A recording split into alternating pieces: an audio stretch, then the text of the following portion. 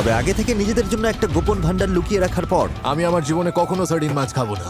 যতটা সম্ভব খাবার তারা স্টোর থেকে সরাতে শুরু করলো। আর পরের দিন হুয়ান মোটেও খুশি ছিল না। তুমি সব খাবার নিয়ে নিলে? এই খাবার তো সবার জন্য, তাই না? ঠিক তো? কোন ধরনের মানুষ কাউকে গরম খাবার খেতে বারণ করে? কাল কোনো রান্না হবে না, সবাইকে বলে দিই। কি? এটা তো আমার দোষ না। ওরা সবাই এসে বার্নারগুলো যে নিয়ে গেল, এটা তো আমার দোষ না। তুমি যেহেতু ওটা শেয়ার করতে চাইছো না, আমরাও সব খাবার স্টোর থেকে বের করে দান করে দিতে পারি। ঠিক আছে। ঠিক আছে, এই কথাই রইল। কিন্তু গানার এক ধাপ এগিয়ে গিয়ে হুয়ানের সমস্ত রান্নার সরঞ্জাম চুরি করার প্ল্যান করলো। কোনো দরকার নেই। তুমি এটা কি করছো? বাসন রেখে হবে নাকি? এরকম করো না। না, এরকম করো না। এরকম করো না বন্ধু।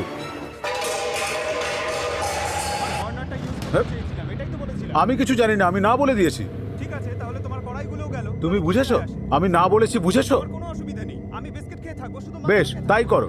আমাকে সম্মান দিলে তবেই সম্মান পাবে। আমি তোমাকে একটুও সম্মান করি। ঠিক আছে। যখন সব খাবার ফুরিয়ে এলো তারা পুরো স্টোরটাকেই তছনছ করতে শুরু করলো।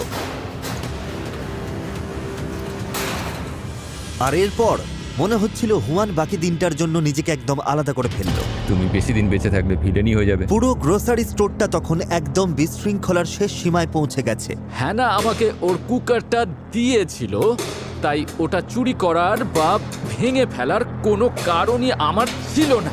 বুঝতে পেরেছো তোমরা? আমরা এখন এটাই করছি, আমরাই এখন ভিলেন। আর এটাই ওর ধৈর্যের শেষ সীমা। বাপরে, আর পারছি না। কি খবর সবার? আমরা জেগে উঠছি না কেন? বাস্তবটা বোঝার চেষ্টা করো। আগে যেভাবে চেঁচাচ্ছিলে সেটা ভুলে যাও, সাহস দেখাও, ওটাই ভালো। তোমাদের ওই রূপটাই আমার বেশি পছন্দ। প্রায় 24 ঘন্টা পর ড্রিম টিম সিদ্ধান্ত নিল যে অনেক হয়েছে, এবার থামা দরকার। এই জেভিয়ান, এদিকে এসো, একটু কথা আছে। আমি কথা বলতে রাজি। চলো তাহলে একটা ক্ষমা দিয়ে শুরু করি। আমাদের সম্পর্ক খারাপ করা দরকার নেই, আমরা তো বন্ধু হয়েও থাকতে পারি। হ্যাঁ, আমিও এটাই চেয়েছিলাম। আমি শান্তিতেই থাকতে চেয়েছি। তো তুমি কি কোনো সমঝোতা আসতে চাও নাকি? না, সত্যি বলতে চাই না। তুমি একবার আমার পরিস্থিতিটা বোঝার চেষ্টা আমি করো। ছিলাম ওই পরিস্থিতিই ছিল। ভাবো তুমি যদি ওর জায়গায় হতে। আরে না, শোনো, ওই কিন্তু সবার আগে সবটা শুরু করেছে। এটা তো তোমাদেরই কৌশল, আর ও এখন ওটা খেলতে চাইছে না। পরিস্থিতি উত্তপ্ত হচ্ছে আর আমি ওদের এমন একটা অপশন দেব যা চ্যালেঞ্জটাকে আরো কঠিন করে তুলবে। এখন দেখা যাক ওরা কি সিদ্ধান্ত নেয়। তোমরা হাত তোলো, তোমরা যদি চাও আমি ভিডিওটাকে আরো বেশি কঠিন করে তুলি। 1 2 3 4 5। ঠিক আছে, বোর্ডগুলো নিয়ে এসো। ঠিক আছে।